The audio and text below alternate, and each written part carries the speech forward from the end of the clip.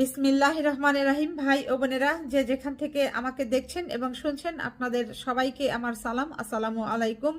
আশা করি আপনারা ভালো আছেন, আমিও ভালো আছি। UK property gossip by Tasmina YouTube চ্যানেলের পক্ষ থেকে জানাই শুভেচ্ছা। আজকের এই ভিডিওতে শুরুতেই আপনারা ছোট্ট একটি ভিডিও ক্লিপ দেখেছেন। অবশ্য এটি আজ আমার এই ভিডিওতে নয়, আপনারা দুদিন ধরেই এটি দেখছেন, যেটি বাংলাদেশের সাবেক নির্বাচন কমিশনার নুরুল হুদাকে জোতাপিটা করা হচ্ছে।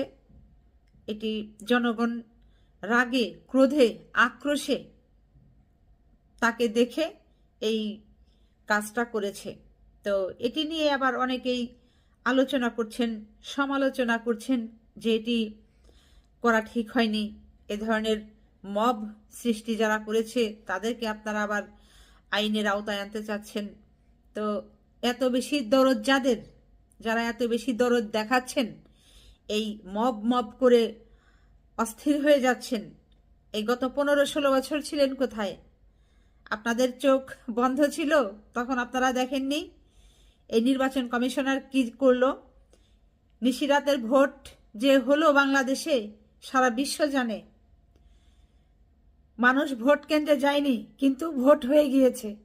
কিভাবে এই নিশিরাতে আওয়ামী লীগের সন্ত্রাসীরা ভোট কেন্দ্রগুলো দখল করে নিয়েছে, ভোট কেন্দ্রে ঢুকে তাদের নৌকায় সিল দিয়ে ভোটের বাক্স পূর্ণ করে ভোট কমপ্লিট করে রাখত নিশিরাতে।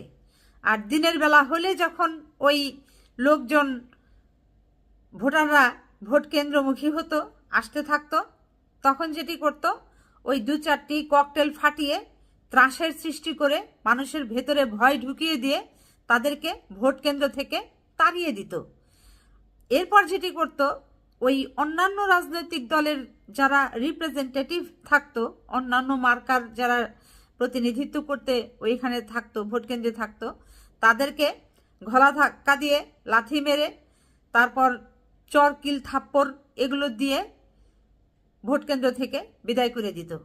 এখানেই শেষ নয়, কাউকে কাউকে ছুরি দিয়ে মেরে রক্তাক্ত করা হতো, পিস্তল দিয়ে গুলি করে কাউকে জীবনের মতো পঙ্গু করে দেওয়া হতো, শেষ করে দেওয়া হতো, গুম করে দেওয়া হতো। এগুলো অনেক ঘটনা ঘটেছে। এটি সারা দেশবাসী জানে, সারা বিশ্ববাসীও জানে। আর জানে বলেই আজ এই জাতিসংঘ থেকে উদ্যোগ নেওয়া হয়েছে। বলা হচ্ছে যে বাংলাদেশে যে নির্বাচনগুলো হয়েছে, প্রত্যেকটা নির্বাচন ছিল এই আওয়ামী শাসনামলের সময়ে যে নির্বাচনগুলো হয়েছে, এই নির্বাচনগুলো ছিল মানে ভোটারবিহীন একতরফা নির্বাচন, যেগুলো এই নির্বাচন কমিশনার ঘোষণা দিয়েছে। তো এই মুরব্বী নুরুল হুদা, উনি কি জানতেন না সারা বাংলাদেশে ভোটের কি পরিস্থিতি?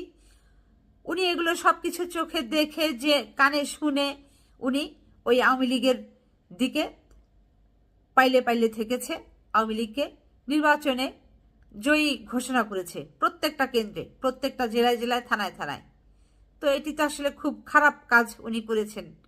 তো যা হোক, এখন আজ ওনাকে আদালতে তুলবার পর তিনি কি বললেন সেটি আপনাদেরকে আমি শোনাতে চেষ্টা করছি।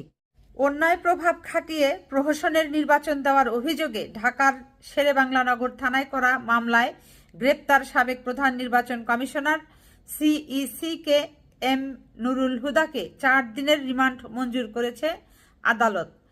সোমবার 23 জুন বিকেলে শুনানি শেষে ঢাকার চিফ মেট্রোপলিটন ম্যাজিস্ট্রেট মোস্তাফিজুর রহমানের আদালতে এ শুনানি অনুষ্ঠিত হয়।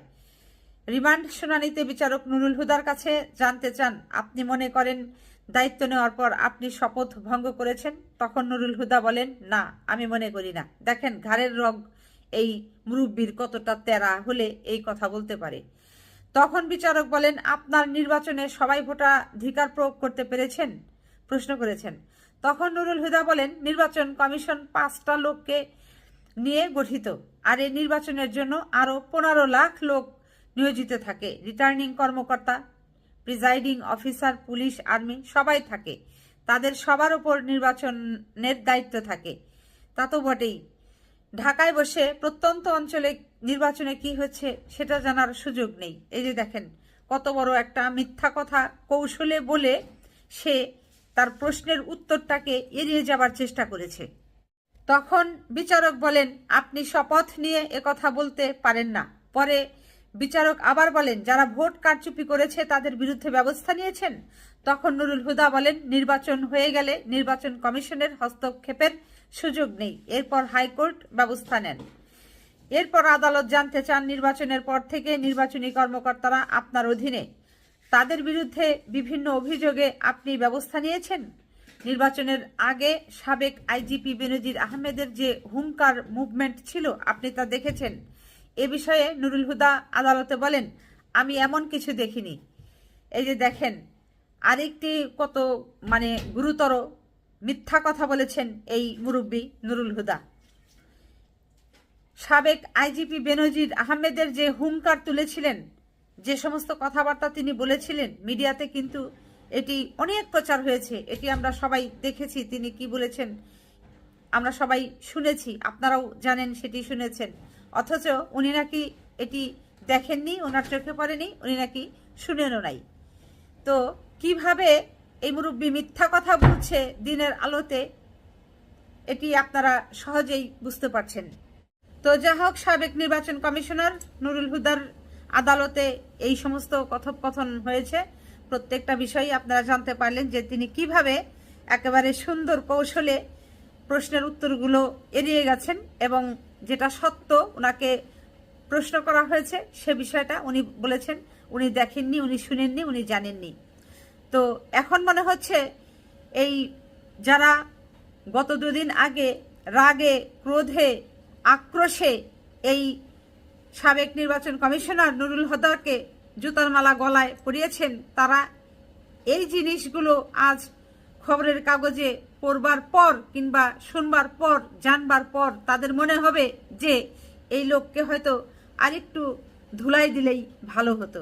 তো যা হোক ভাই বোনেরা, সবাই ভালো থাকবেন, সুস্থ থাকবেন এবং আমার জন্য দোয়া করবেন। আমার এই চ্যানেলটিতে লাইক, কমেন্ট, শেয়ার এবং সাবস্ক্রাইব করবেন। আসসালামু আলাইকুম, আল্লাহ হাফেজ।